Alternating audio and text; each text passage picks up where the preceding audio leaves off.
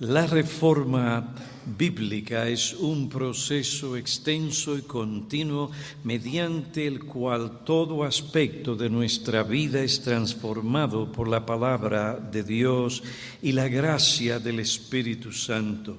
Después de considerar la naturaleza de la reforma bíblica, su significado, extensión y continuidad, consideremos en esta ocasión algunas de las implicaciones de la reforma bíblica. En primer lugar, la reforma bíblica es una obra de cada creyente y cada iglesia. La reforma es una obra que cada creyente y cada iglesia debe hacer. Tanto el creyente como la iglesia deben estar en un estado constante de reforma. Filipenses capítulo 3, versículo 12 al 16, Pablo declara: no que ya lo haya alcanzado o que ya haya llegado a ser perfecto o maduro, sino que sigo adelante a fin de poder alcanzar aquello para lo cual también fui alcanzado por Cristo Jesús. Hermanos, yo mismo no considero haberlo alcanzado, pero una cosa hago, olvidando lo que queda atrás y extendiéndome a lo que está delante, prosigo hacia la meta para obtener el premio del supremo llamamiento de Dios en Cristo Jesús. Versículo 15. Así que todos los que somos perfectos, tengamos esta misma actitud, y si en algo tenéis una actitud distinta, eso también os lo revelará Dios. Sin embargo, continuemos viviendo según la misma norma que hemos alcanzado. Según este pasaje bíblico, todos los creyentes deben tener la misma meta y actitud que Pablo tenía, la meta del supremo llamamiento. Esto es un llamado a la reforma o a la obra de reforma bíblica. Esta obra no es solo para los reformadores, presbiterianos o bautistas reformados, es también para cada creyente y cada iglesia. Además, es necesario entender que la reforma no es una palabra que simplemente describe un periodo histórico de la Iglesia protestante o de la Iglesia protestante del siglo XVI, sino que también describe la actividad del pueblo de Dios a través de las edades. La Biblia nos da múltiples ejemplos que apoyan esta afirmación. El segundo libro de los Reyes, capítulo 18, versículos 1 al 8, describe la piedad del rey Ezequías y las reformas que llevó a cabo en Judá. Versículo 2, tenía 25 años cuando comenzó a reinar y reinó 29 años en Jerusalén. Él hizo lo recto ante los ojos del Señor, quitó los lugares altos, derribó los pilares sagrados. También hizo pedazos la serpiente de bronce que Moisés había hecho. Confió en el Señor Dios de Israel. Se apegó al Señor, no se apartó de Él, sino que guardó los mandamientos que el Señor había ordenado a Moisés. Y el Señor estaba con él. A donde quiera que iba, prosperaba. El rey Josías no era un bautista reformado, pero era un reformador. Después de oír y considerar lo que decía el libro de la ley, Josías entendió que él y el pueblo tenían que hacer los cambios en su vida individual y colectiva que la palabra de Dios requería de ellos. El segundo libro de los Reyes, capítulo 22, versículo 11, habla sobre la reacción de Josías después de oír el libro de la ley. Él rasgó sus vestidos como señal de contrición. La lectura de la palabra fue usada por el Espíritu Santo para convencer de pecado a Josías. La respuesta del Señor revela la sinceridad del arrepentimiento del rey. Versículo 19, porque se enterneció tu corazón y te humillaste delante del Señor, cuando oíste lo que hablé contra este lugar y contra sus habitantes, que vendrían a ser desolación y maldición, y has rasgado tus vestidos, y has llorado delante de mí. Ciertamente te he oído, declara el Señor. La luz que Josías recibió de la palabra de Dios lo llevó a un arrepentimiento genuino.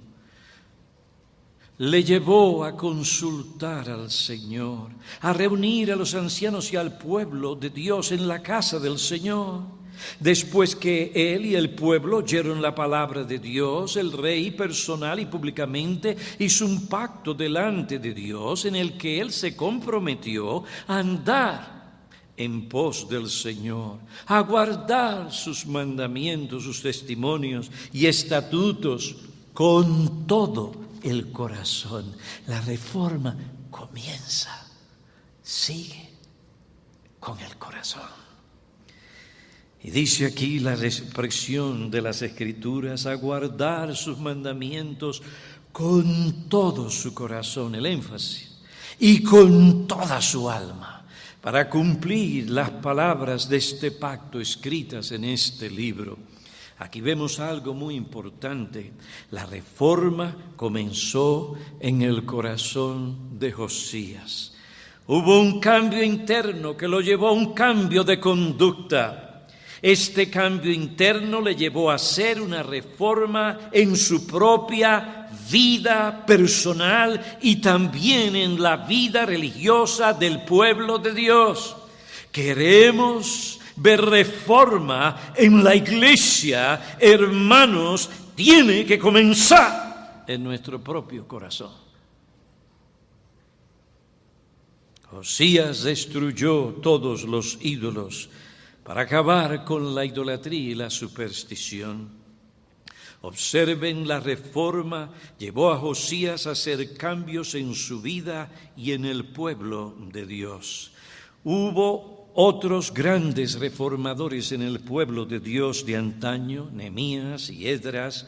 Estos hicieron una gran reforma bíblica entre los que habían regresado de la cautividad. Eso lo vemos en Nehemías capítulo 8 al capítulo 10, el capítulo 13, Esdras capítulo 7, versículo 9 al 10, capítulo 9 y capítulo 10. Bajo la guía de estos hombres, el pueblo fue expuesto a la ley de Dios. Basado en las enseñanzas y preceptos de esta ley, se hicieron los cambios que la ley requería. Los profetas de Dios en Israel también fueron reformadores. Juan el Bautista llevó a cabo una reforma para hacer volver a muchos de los hijos de Israel al Señor su Dios, a fin de preparar para el Señor un pueblo bien dispuesto. Lucas capítulo 1, versículo 16 y 17, el capítulo 3. Los apóstoles también fueron reformadores. Sus cartas muestran la obra de reforma que ellos hicieron en las iglesias. Pablo escribió su primera epístola a los Corintios. ¿Para qué? Para corregir varios males y abusos en la iglesia. Luego, en su segunda epístola a los Corintios, él habla del arrepentimiento de esta iglesia y del cambio de su conducta. Segunda epístola a los Corintios, capítulo 2 y capítulo 7, versículos 8 al 15. El libro de Apocalipsis presenta al reformador por excelencia de la iglesia, el Señor Jesucristo. Desde el capítulo 1 al capítulo 3, ahí vemos que se habla de la presencia y actividad de Cristo en cada una de sus iglesias. Allí lo vemos haciendo la obra de reforma y llamando a las iglesias a involucrarse en esta obra. ¿Cómo reaccionó el Señor Jesucristo ante el enfriamiento y deterioro espiritual de la iglesia en Éfeso? ¿Qué hizo Él ante la infidelidad, los pecados escandalosos y otros males que afectaban a la iglesia o a las iglesias? Observen, Él no abandonó la iglesia para crear otra entidad religiosa o una organización paraeclesiástica que le sirviera y cumpliera la función de la iglesia. No se dijo a sí mismo, voy a crear esto para ayudarme a resolver los problemas en la iglesia. No. El Señor se entregó mediante las cartas dirigidas a los pastores y a las iglesias a la obra de reforma. Escribe al ángel de la iglesia.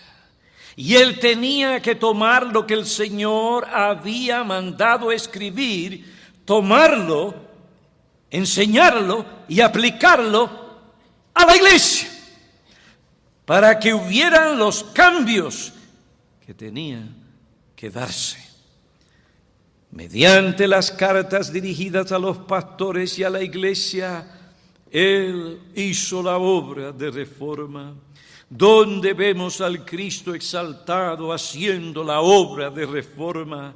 Según el testimonio de las epístolas y del libro de Apocalipsis, Él lleva a cabo esta obra, lo hizo en el pasado y sigue haciéndolo en el presente en la iglesia local.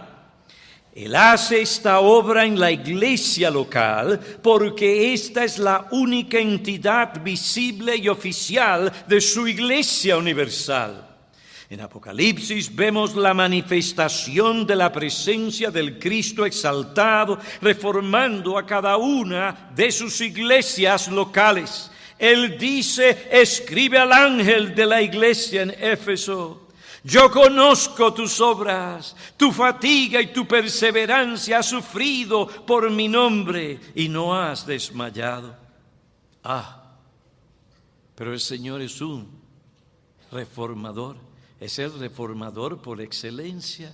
Él no se dijo, bueno, porque todo esto está bien aquí, yo no me voy a preocupar ni voy a exigir cambios acá. No. Reconozco esto, pero tengo esto contra ti. Has dejado tu primer amor. Recuerda por tanto de dónde has caído y arrepiéntete y haz nuevas obras diferentes. No. Y haz las obras que hiciste al principio. El que tiene oído, oiga lo que Cristo por medio de su Espíritu y palabra dice a las iglesias, a la iglesia de Éfeso, Esmirna, Pérgamo, Tiatira, Sardis, Filadelfia y la Odisea, y a cada una de las iglesias representadas aquí.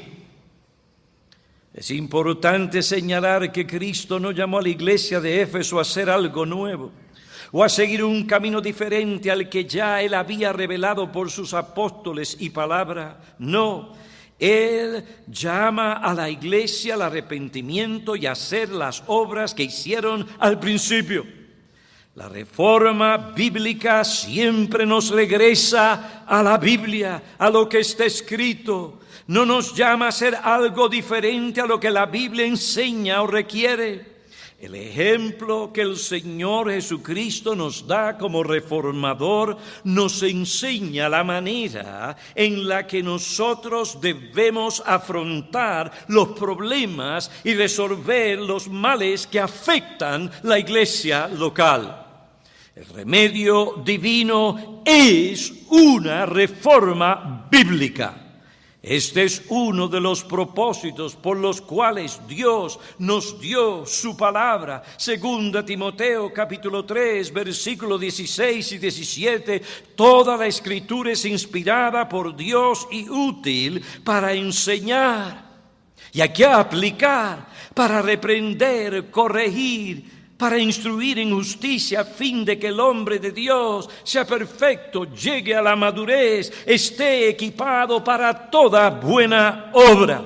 Allí es donde debemos de ir, al patrón bíblico, y de allí enseñar al pueblo de Dios. Hay que enseñarle la palabra, hay que explicar, hay que aplicar. La gente tiene que verlo en la Biblia, no porque lo dice Piñero o lo dice aquel o el otro. No, la gente tiene que seguir la Biblia y para eso hay que enseñarla y aplicarla.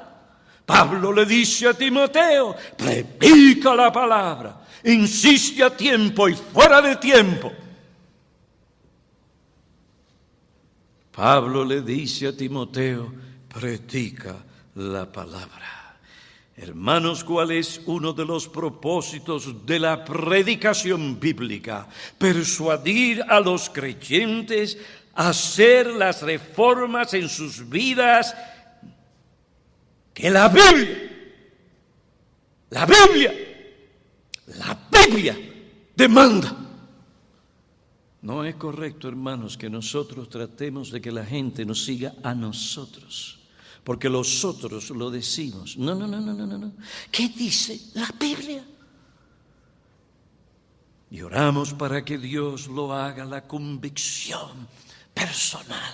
La convicción del creyente lo ve, es Cristo quien lo dice, de tal manera que si su pastor falla o se convierte en un apóstata, ese individuo, porque está convencido de que lo que le enseñaron era la Biblia, continúa perseverando en lo que dice la Biblia.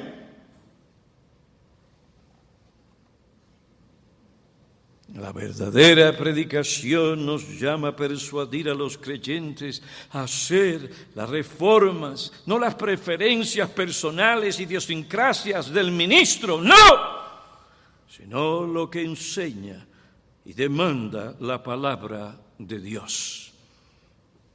La reforma bíblica es una obra que cada creyente e iglesia debe hacer. En segundo lugar, la reforma bíblica no se limita a una mera conversación y lamentación por los males que afectan a la iglesia. No se limita a la mera conversación y lamentación por los males que afectan a la iglesia. La reforma bíblica no se limita a hablar de la mala o terrible condición de la iglesia, de sus miembros o sus líderes, sino que nos llama a hacer los cambios en nuestra vida que Dios manda. Nos llama a dejar lo malo y hacer lo bueno. Pablo llamó a los corintios al arrepentimiento, a cambiar su conducta. Ellos se arrepintieron y corrigieron su conducta. La segunda epístola a los Corintios, capítulo 7, dice que Tito dio testimonio de este cambio. Versículo 15 declara, y del amor de Tito hacia los corintios abunda más al acordarse de la obediencia de todos ellos, de cómo lo recibisteis con temor y temblor. Lamentablemente, no son pocos entre los que profesan ser cristianos que no quieren hablar de arrepentimiento ni de reformar sus vidas conforme a las enseñanzas de la palabra de Dios. Se lamentan porque las cosas no marchan bien en su vida en la iglesia, pero no se esfuerzan por hacer lo que la Biblia les manda hacer para rectificar sus caminos o cambiar la situación. El salmista en el Salmo 119, versículos 59 y 60, no se limita a hablar de su desvío o a lamentarse por su situación, sino que él hizo el cambio que la palabra de Dios requería de él. Él dice, volví mis pasos a los testimonios de Dios. Ay, pero que pasa esto en la iglesia y pasa aquello otra cosa. Hermano, tranquilo. Haz tú lo que la Biblia dice que tienes que hacer con el espíritu correcto. Volví mis pasos a los testimonios de Dios revelados en su palabra. Y el salmista añade, me apresuré y no me tardé en guardar tus mandamientos. La reforma bíblica no consiste en contentarnos, consentarnos y lamentarnos por el pecado o por nuestro desvío, por los males que afectan al pueblo de Dios. Esdras no solo lamentó la infidelidad y rebeldía del remanente de Judá, sino que también se levantó a hacer las reformas necesarias en el pueblo de Dios, capítulo 9 y capítulo 10. Él, como un buen líder, dirigió al pueblo a reformar sus vidas según la palabra de Dios. Capítulo 10, versículo 10 al 12. Entonces se levantó el sacerdote Esdras y les dijo: vosotros habéis sido infieles y os habéis casado con mujeres extranjeras, añadiendo así a la culpa de Israel. Ahora pues, confesad al Señor, Dios de vuestros padres, y haced su voluntad. Separaos de los pueblos de la tierra y de las mujeres extranjeras. Y toda la asamblea respondió y dijo a gran voz: está bien, tal como has dicho, es nuestro deber hacer. Y lo hicieron porque estaban convencidos que esta era la voluntad de Dios. Y en ese contexto y situación donde se veía en peligro el propósito y las promesas de Dios, por ellos volver a hacer esta clase de matrimonios, aquello era algo peculiar. Y esto fue lo que el Señor dijo, y así el pueblo lo recibió y lo aplicó. Fue algo bien duro. Muchas veces tenemos que tratar con cosas que van a herir y dolernos, pero tenemos que hacerlo. Dios lo dice en su palabra. Fue algo doloroso, pero tenían que hacer el cambio en su vida que exigía la voluntad de Dios. Y hermanos, su obediencia fue recompensada. Dios guardó a su pueblo, conservó el remanente fiel del cual vino el Mesías. Dios honra a aquellos que le honran. Una reforma bíblica, en cierto sentido, nos dio al Mesías. Porque las promesas sobre el pueblo de Dios tenían que cumplirse para que llegara el Mesías. El Mesías nació de una virgen que era creyente, no una impía. Y todo se cumplió como Dios mandó. En tercer lugar, antes del tercero, revisión, o mejor dicho, resumen, la reforma bíblica es una obra que cada creyente y cada iglesia debe hacer. No se limita a una mera conversación y lamentación por los males que nos afectan. En tercer lugar, la reforma bíblica es mucho más que fervor o pasión. La reforma bíblica es mucho más que fervor o pasión. Es más que algo emocionante o algún interés religioso. Hay tiempos en que Dios visita a su pueblo de una manera especial para avivarlo y bendecirlo ricamente. Los avivamientos son periodos de un nivel alto de interés religioso que vienen acompañados de un deseo intenso de obedecer, servir a Cristo, proclamar la verdad. Hay mucha actividad religiosa y espiritual. A menudo hay reuniones evangelísticas donde hay mucho gozo y fervor. Durante esos tiempos se ve un buen número de profesiones de fe, quebrantamiento, dolor y lamento por el pecado. También se ve un gran celo por las cosas de Dios. Estas cosas en sí mismas no me preocupan, al contrario, me alegran. Lo que me preocupa es ver un ambiente donde hay mucha emoción y entusiasmo y gran expectación religiosa sin una reforma bíblica. Lo que me preocupa es cuando los ministros y creyentes comienzan a ver estos avivamientos como la panacea para todo lo que está mal en la iglesia, en sus vidas, mientras que descuidan o no quieren hacer las reformas o cambios que Dios requiere de ellos en su palabra para santificarles y para que ellos puedan combatir y vencer los males que les afectan. Pero algunos no quieren hablar de la clase de reforma que Dios exige, porque en el fondo saben que esa reforma requiere esfuerzo, abnegación, sacrificios y mortificación de la carne. Requiere que se le dé muerte a las vacas sagradas que muchos profesantes de la fe cristiana hoy veneran. Entre estas vacas sagradas se encuentra el pragmatismo, la mundanalidad, el sensualismo, la vanidad, el activismo, la satisfacción de la carne, la complacencia o ese pecado que tanto les deleita. A pesar de que las cosas andan mal en sus vidas y en la iglesia, su actitud es: aunque sabemos que las cosas andan mal, lo mejor que podemos hacer es orar por un avivamiento poderoso que venga a corregir todo lo que está mal en la iglesia. ¡Ay, qué fácil! Vamos a orar porque Dios haga alguna otra cosa que cambie nuestra situación actual. Mientras tanto, no hacen nada, sino que esperar hasta que Dios obre.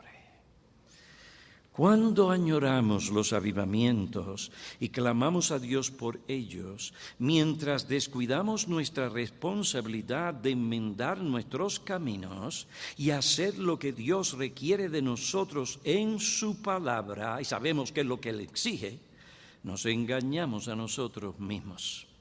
Además, esa manera de vivir manifiesta una falta de amor por Dios, una falta de compromiso con Él, con Cristo y su iglesia.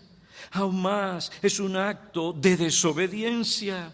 Orar por un avivamiento o alguna otra cosa, mientras que rehusamos hacer los cambios que Dios requiere de nosotros hasta que Él obre, es un acto de desobediencia. Esta actitud, oración y espera no es una señal de espiritualidad ni madurez, más bien es un camuflaje de piedad que esconde el desinterés y la renuencia hacia la obra difícil pero necesaria de reforma. Orar por tiempos de avivamiento, una intervención especial del cielo, no nos libra de nuestra responsabilidad de reformar nuestras vidas, de obedecer lo que Dios exige en su palabra de nosotros. En ninguna parte de la Biblia se enseña que nosotros debemos esperar por un avivamiento para hacer los cambios que Dios requiere de nosotros en la actualidad.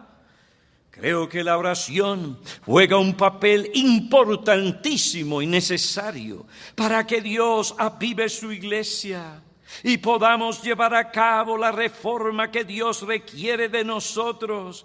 Pero esto no significa que la oración nos libra de nuestra responsabilidad de reformar nuestras vidas, de obedecer la palabra de Dios. Cuando acudimos a la oración como un medio para librarnos de las reformas que Dios nos manda hacer en nuestra vida y en la iglesia, cometemos un gran error. Una cosa no elimina la otra. Ambas cosas son necesarias. Por otra parte, decir que no podemos hacer nada para corregir nuestra situación, porque tenemos que esperar hasta que Dios haga algo extraordinario, cuando Dios en su palabra nos está diciendo esto es lo que Él quiere que nosotros hagamos, es insinuar que Dios es responsable de que nosotros no podamos corregir lo que no está bien en nuestra vida. Si tenemos que esperar que Dios obre extraordinariamente para hacer los cambios que Él nos manda hacer, entonces Dios, es como si hiciéramos a Dios responsable o culpable de que nosotros no podamos reformar nuestras vidas. Así piensa el incrédulo. Él espera que Dios realice algo extraordinario para convertirse. Mientras tanto, no usa los medios que Dios les da para convertirse a Dios. La fe viene por el oír. ¿Y el oír de qué? De la palabra de Dios, la palabra de Cristo. Si esta es la manera en que Dios da la fe, para que pueda yo recibir al Salvador y ser salvo, entonces, ¿qué es lo que el incrédulo debe hacer para que Dios obre en él la fe? Oír la palabra de Dios. El incrédulo no puede salvarse a sí mismo, no puede hacer nada para ganar su salvación, pero él sí puede oír la palabra de Dios. Él debe orar para que Dios obre en él, pero mientras tanto, él deliberadamente tiene que sentarse a oír la palabra de Cristo. Esto es algo que él puede y debe hacer. Dios obra en este contexto. Oremos porque Dios avive su obra en estos tiempos, pero esta oración en ninguna manera nos libra de nuestra responsabilidad de hacer las reformas que la palabra de Dios requiere de nosotros hoy. La oración no nos libra de nuestra responsabilidad de reformar nuestra vida personal, familiar, eclesiástica y laboral. En el Salmo 119, versículos 58 al 60, vemos a un hombre asumir su responsabilidad de reformar su vida. Cuando él vio que habían prácticas en su vida que no eran coherentes con la ley de Dios, él no solo oró, sino que también dio los pasos necesarios para reformar lo que debía cambiar en su vida.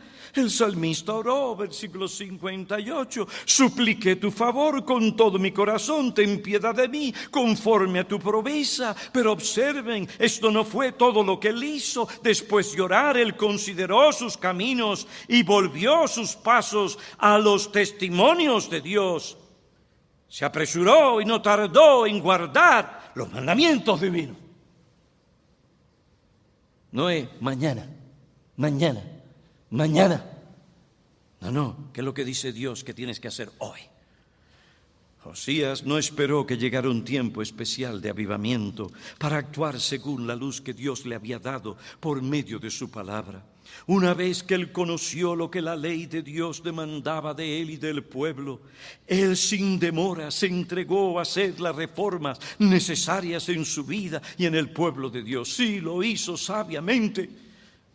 La Biblia nos dice no solamente lo que está mal en nuestras vidas, la Biblia también nos enseña cómo corregir. La reforma bíblica es una obra que el creyente y la iglesia debe hacer. No se limita a una mera conversación y lamentación por los males que nos afectan. En cuarto lugar, la reforma bíblica es mucho más que el fervor o pasión. Requiere acción de parte de nosotros. En nuestros días es necesario subrayar esta verdad, ya que se habla mucho de pasión. Óigame, ¿cómo se habla de pasión? El lema de muchos hoy es pasión por Dios, apasionados por Cristo. Es bueno sentir pasión por aquello que debemos sentir pasión. Esta clase de pasión es importante, sana y necesaria. No tenemos ningún problema con esta clase de pasión. El problema es sentir una pasión por Dios que no conduce a una reforma bíblica en nuestra vida. La pasión santa es un deseo intenso por honrar a Dios. Es un deseo intenso que nos mueve a hacer la obra que Dios nos mandó hacer. La Biblia dice, si alguno aspira al cargo de obispo, buena obra desea hacer. Este hombre desea, apasionadamente quiere hacer la obra. La palabra desea habla de un intenso deseo, pero deseo de hacer ¿qué? La obra que Dios le llama a hacer. En este caso es la obra de pastorear el rebaño, la obra de evangelizar las almas perdidas, la obra de presentar a todo hombre perfecto en Cristo, la obra de mantener y desarrollar un carácter irrepresible. La pasión que Josías sintió por Dios lo llevó a hacer la obra de reforma. Me temo que la pasión de muchos hoy por Dios es una mera emoción o entusiasmo. Hay mucha pasión hoy por lo emocionante, gran entusiasmo por los conciertos de música cristiana contemporánea. Mire, se llena el sitio. Gran entusiasmo por las conferencias extraordinarias. En algunos casos van de conferencia a otra conferencia para recibir la próxima dosis de emoción que necesitan. Por estas cosas gastan grandes sumas de dineros en hoteles, boletos. Estos eventos han creado una gran industria, negocios, libros, de camisetas, CD o CD, vídeos, etc. La gente quiere escuchar a los charlistas reconocidos, con quienes ellos se identifican. Sobre todo quieren asistir a los conciertos de música contemporánea que allí se presentan. Quieren oír a los cantantes populares de la farándula, supuestamente cristiana. Se habla de aquel otro cantante, de sus logros y reconocimientos en el mundo de la música cristiana contemporánea. Pero en ese movimiento no se ve en muchos de los que promueven y aplauden estas cosas las reformas en sus vidas que la palabra de Dios requiere de ellos. Simplemente no están en eso. Esta no es su preocupación principal, sino cuál es el CD que acaba de salir. Y de aquel artista, ¡uh!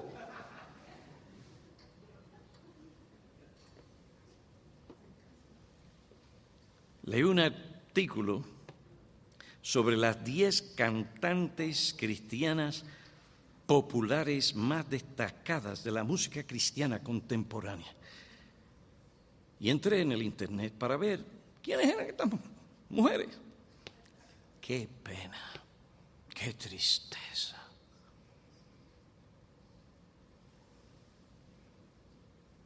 Leí un artículo sobre estas 10 cantantes más destacadas, las cuales han obtenido reconocimientos por la excelencia de sus producciones, tanto en las premiaciones seculares y en las cristianas. Fíjense qué lenguaje. ¿Y qué se ve en estas producciones?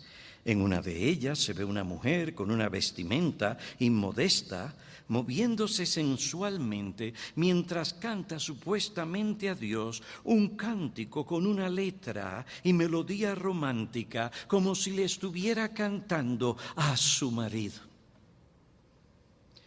Probablemente la cantante no es consciente del estímulo carnal o seducción que este tipo de cántico, vestimenta y movimientos sensuales produce en los hombres.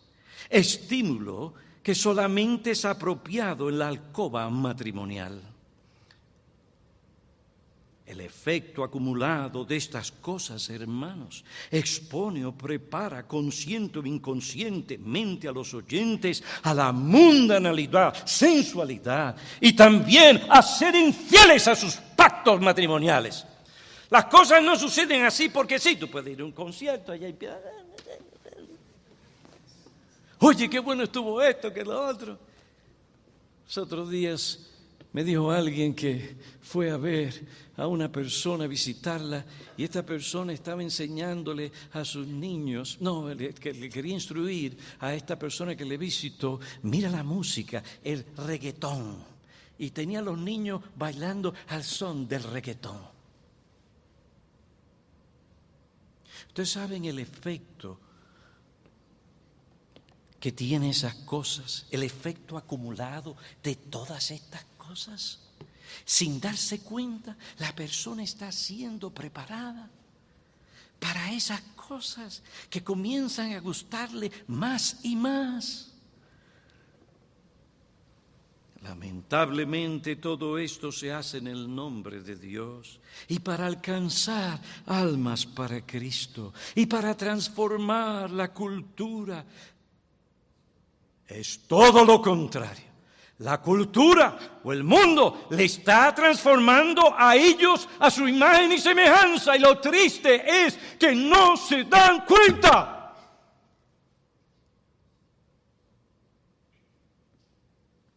He aquí la mejor cantante en sus movimientos, seducción.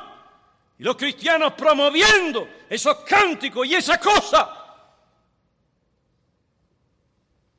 La falta de conocimiento y discernimiento no les permite ver que muchas de sus producciones violan el tercer mandamiento de la ley moral de Dios.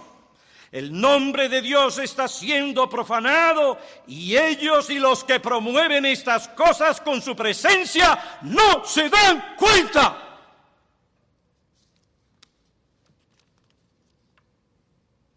Es por esta razón que nosotros los ministros del Evangelio no debemos estar involucrados ni apoyar estas cosas. Pablo no las necesitó, los apóstoles no las necesitaron, había una cultura diferente y por medio del Evangelio y la predicación, sin socavar principios y estar haciendo lo que los impíos hacen o siguiendo y imitando la mundanalidad, ellos, por el poder de Dios, predicaron y el mundo fue transformado y desde este entonces nunca ha sido igual. Oh, qué triste. No, pero es que voy allí y al estar allí les predico y pueden aprender algo. Ajá, van a aprender algo. Entonces estás pensando en términos de la corta y qué de la larga, el efecto que todo esto acumula y después tú estás allí y tu presencia, ¿qué dice? Que está bien, porque tú estás allí.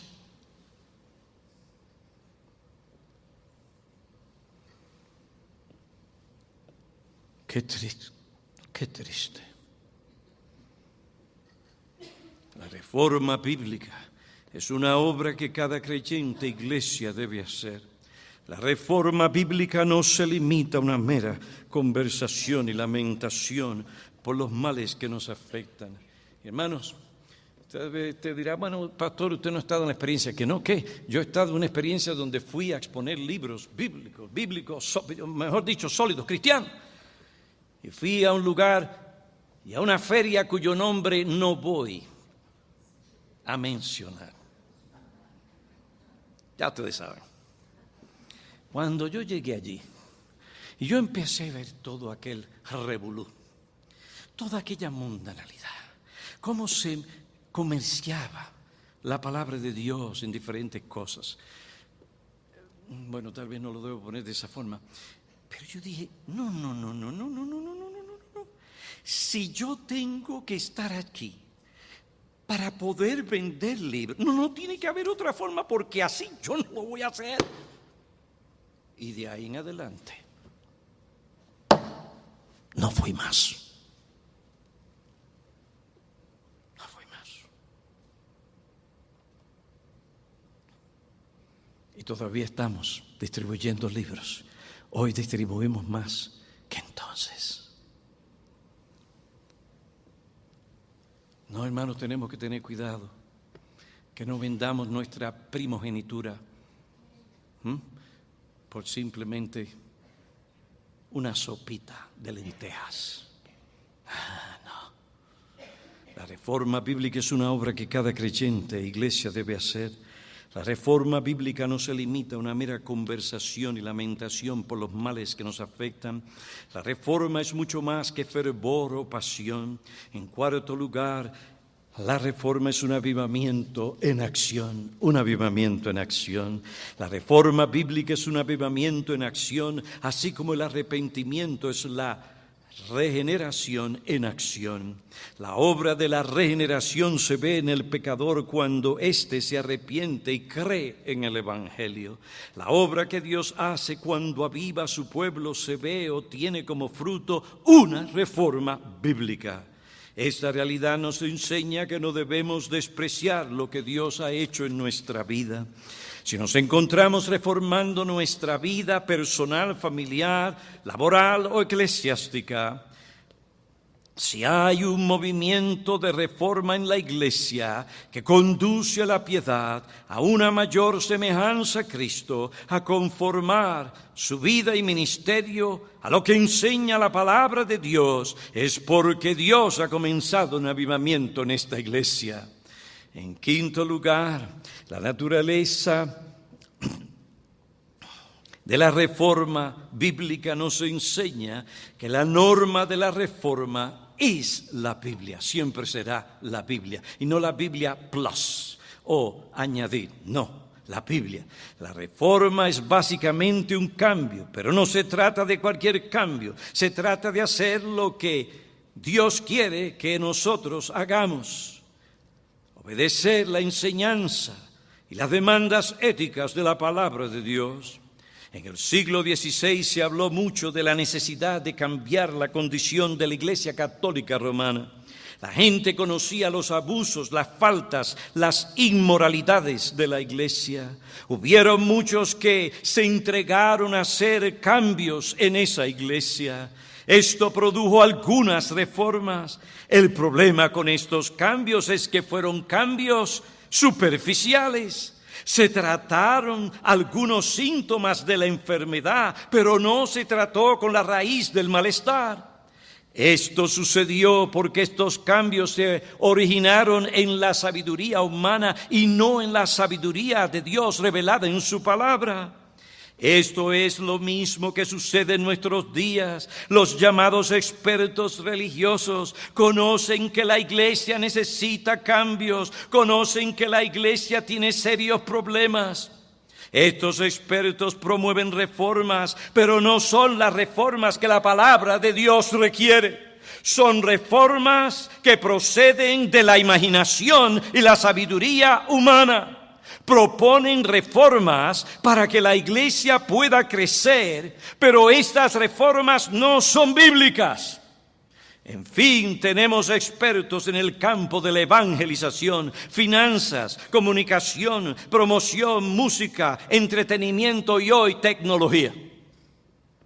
Los expertos alegan conocer la mejor forma de usar los medios masivos de la comunicación, luces a colores, espectáculo, humo en la plataforma. Imagínense si Pablo estuviera allí. Los expertos alegan conocer la mejor forma de usar esos medios.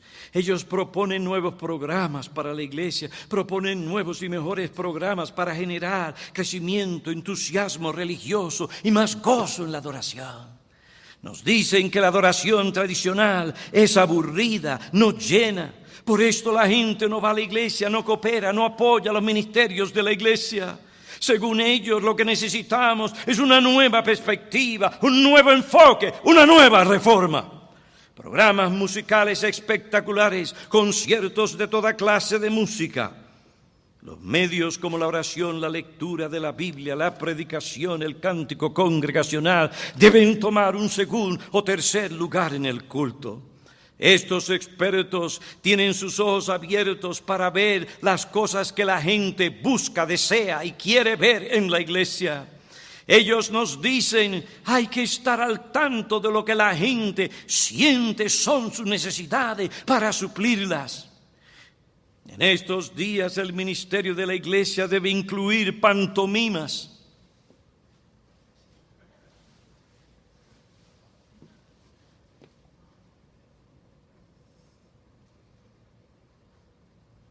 Entonces, ¿para qué Dios nos dio su palabra? Si podíamos hacerlo con pantomima. No, Dios nos dio una revelación verbal para que proclamáramos la palabra. No, pero los expertos saben. Mejores programas sociales, deporte, más conciertos, a fin de despertar el interés religioso de los jóvenes. Lo que la gente necesita no es más sermones, sino compartir sus experiencias para que puedan sentirse valorados y apreciados. No niego que los cultos de algunas iglesias son aburridos y fríos, que sus oraciones carecen de fervor espiritual y sustancia bíblica. Pero el problema no son los medios que Dios dio a la iglesia para su edificación. El problema es que el Espíritu Santo ha sido contristado. Y si este es el caso, lo que la iglesia necesita no son nuevos programas, nuevos métodos, más conciertos, sino un verdadero arrepentimiento seguido por una reforma bíblica. Lo que la iglesia necesita no es más maquillaje, sino un cambio profundo en el corazón, un cambio interno, fruto de la aplicación eficaz de la verdad que lleve al corazón a someterse a la voluntad de Dios. Segundo libro de los Reyes, capítulo 23, versículo 3, declara: después el rey se puso en pie junto a la columna, hizo un pacto delante del Señor de andar en pos del Señor y de guardar sus mandamientos, sus estatutos, sus testimonios con todo su corazón y con toda su alma, para cumplir las palabras de este pacto escritas en este libro. En sexto lugar, la reforma bíblica es cabal. La naturaleza de la reforma bíblica nos enseña que esta reforma incluye todos los cambios que la palabra de Dios requiere. Esto fue lo que Josías hizo. No hubo ídolo que él no destruyera, no hubo vacas sagradas que no destruyera. Josías llevó a cabo una reforma bíblica y cabal. Él hizo las reformas que Dios requería de él porque no buscaba su propia gloria, sino la gloria de Dios y el verdadero, lo que era realmente el bienestar del pueblo de Dios. Timoteo tenía el mismo espíritu de Josías, era un hombre desinteresado, buscó sinceramente el bienestar del pueblo de Dios, no buscaba sus propios intereses sino los de Cristo. Esta es la clase de hombres que la iglesia necesita hoy para llevar a cabo una reforma bíblica en la iglesia, en el hogar, en el trabajo. La iglesia necesita hombres como Josías, que luchó constantemente por una reforma cabal y completa. Lamentablemente no son pocos los que se conforman con algunas reformas en la iglesia y en sus hogares. Se sienten satisfechos con un cambio de teología, se sienten satisfechos cuando el creyente y la iglesia creen en las doctrinas de la gracia, los 5 puntos de Calvino, las 5 solas de la reforma. Un asentimiento intelectual de estas doctrinas no es suficiente, no cumple cabalmente lo que la Biblia requiere. La Biblia nos llama a una reforma bíblica completa. Cambios en lo que respecta a la conducta de la iglesia, cambios que reflejen el orden, la conducta y las prácticas bíblicas, cambios en el ámbito privado, personal, en el matrimonio, la familia, el trabajo, la iglesia. Pastor, líder cristiano, ¿qué clase de relación tú tienes con tu esposa? ¿Refleja a tu familia el orden establecido por Cristo en tu hogar? ¿Están tus hijos sujetos al gobierno sabio, amoroso, firme que la Biblia enseña? ¿Es tu mujer un ejemplo de piedad, pureza, modestia? ¿Refleja tu matrimonio el amor con el cual Cristo amó a su iglesia? ¿Deshonramos a Dios cuando ignoramos estas cosas? Socavamos su verdad, lo cual estamos llamados como iglesia a sostener y predicar. Si somos indiferentes a las reformas bíblicas que tenemos que hacer en nuestra vida individual, personal, en nuestro hogar, familia, matrimonio, finanzas, trabajo, en nuestra iglesia como una comunidad redimida, la iglesia no podrá cumplir su función fundamental como columna y sostén de la verdad. Estas cosas te escribo para que sepas cómo uno conducirse en la casa de Dios. Estas cosas te escribo para que sepas qué doctrina debes de predicar. No, estas cosas te escribo para que sepas cómo uno debe conducirse en la casa de Dios. Columna y sostén de la verdad. La iglesia está llamada a sostener no partes, sino toda la verdad salvadora, como esta verdad se ha revelado o ha sido revelada en Jesucristo. Esto nos llama a reformar nuestras vidas según la norma. Toda nuestra vida debe manifestar el poder transformador y santificador de la verdad del Evangelio. Cuando Pablo habla de la función de la iglesia como columna y baluarte de la verdad, él no se refiere solamente a la comunicación oral de la verdad, sino que también se refiere a nuestra conducta. Al principio de la carta de los Efesios, Pablo habla de la doctrina de la salvación, soteriología, pero de ahí él sigue ¿a qué? A la eclesiología. Y dice que Dios quiere ser glorificado en la iglesia. Después de esta afirmación, él pasa a describir en términos concretos y prácticos lo que esto significa en lo que respecta a la vida personal del creyente, sus deberes hacia los miembros de la iglesia. También habla de cómo el marido debe conducirse y la mujer, cómo deben conducirse los hijos, cómo deben conducirse los siervos en relación a sus amos terrenales, etcétera. Dios quiere ser glorificado en la iglesia.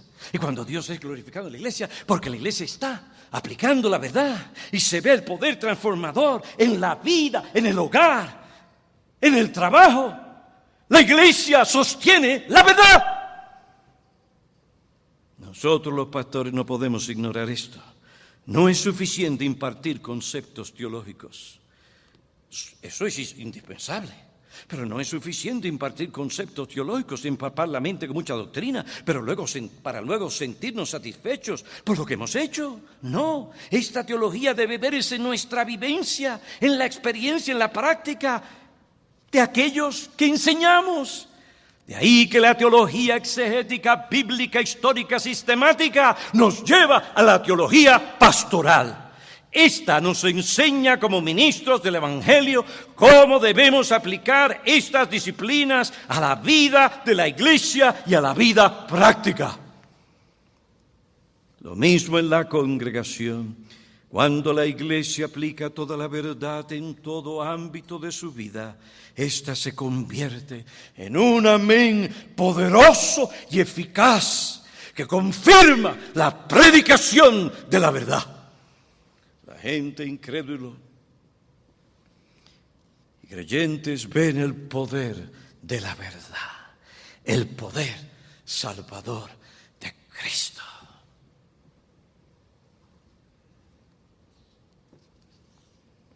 Ahora, si no hay reforma bíblica en la iglesia, en todo ámbito de la vida, la iglesia no podrá sostener la verdad cabalmente. Al contrario, su vida, su conducta, negará la verdad que se proclama desde el púlpito, la verdad del Evangelio.